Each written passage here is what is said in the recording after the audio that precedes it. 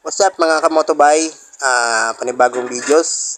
Nagpalit pala tayo ng mini driving light dahil siraan na yung dati natin at ang napili ko ay mas mataas ang watts at mas malaking tignan kaysa dati.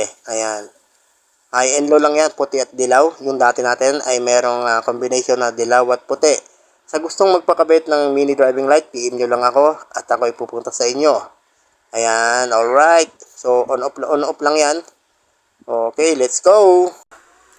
Ito pala yung itsura ng ating mini driving light na meron siyang 25 watts. O kung titignan nyo siya, mas malaki siya kaysa na una nating kinabit. Ayan, so may brand na Moto Tiger. Alright, so PM lang ha sa gustong magpakabit. Moto Tiger, high and low, dilaw at puti na may 25 watts. So ito pala yung dominar natin, nakalasta natin yung pinaka-head. Ayan yung dati natin na ilaw. Gumagana yan, yung kabila lang. Pero yung kabila ayaw. So tinanggal ko na yung ayaw gumana. So ito, ayan yung ayaw na gumana. Ayan yung dati natin maliit na 20 watts. So ito yung wiring ng ating mini driving light. Hindi pala akong nagkabit ng una niyan. So gumamit lang tayo ng isang relay. Dahil pwede naman kahit isang relay lang. So ang wiring niyan aayusin natin. O kung kayo ay mag-DIY at kayo lang magwa-wiring, kailangan meron kayong test light para mas mahanap ninyo ng mabilis ang inyong mga pagkakabitan ng ilaw. Mas mabilis ninyong makikita yung kung saan nyo siya itatap. Meron tayong test light. Napaka-importante ng meron tayong test light kasi magkakaiba kasi yung color coding, no, kahit na pareha silang mini driving light. Ayan, yung relay natin is Boss, no, alright. So ayan na, na-wiring ko na ng ayos, natap ko ng maganda na. Malinis ang ating pagkaka-wiring, walang sabit, walang gulo, hindi mukhang pansit. Ayan na-install na rin natin yung mini driving light. So kinabit ko na lang yung dati din para mas may tibay yung ating bracket, no. Hindi siya aalog-alog once na tayo ay nalulubak, no. Mas maganda kasi naka-fix talaga, walang play yung ating bracket para hindi naalog yung ilaw mismo, yung bulb. Ayan pala yung aking tiyuhin.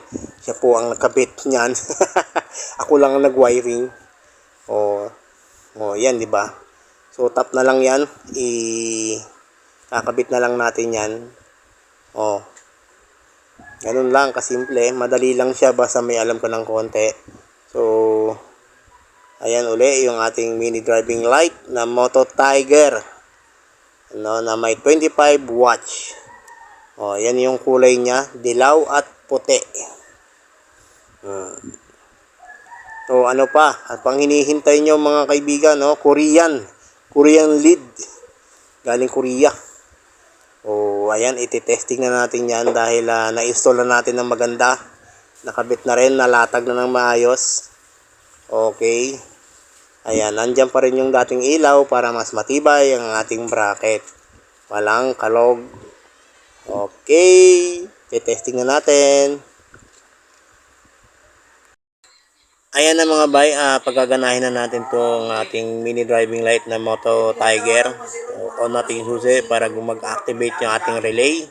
Konektado yon sa susi, sa switch. Ayan, on off lang, dilaw, puti, dilaw, ayan, PM lang mga bay at pwede tayo sa home service sa pagkakabit ng mini driving light. Pwede din akong bumili ng mini driving light nyo at pwedeng kayo na lang at ako na lang ang mag-i-install. Ayan, so kita-kits tayo sa next vlog natin mga bay.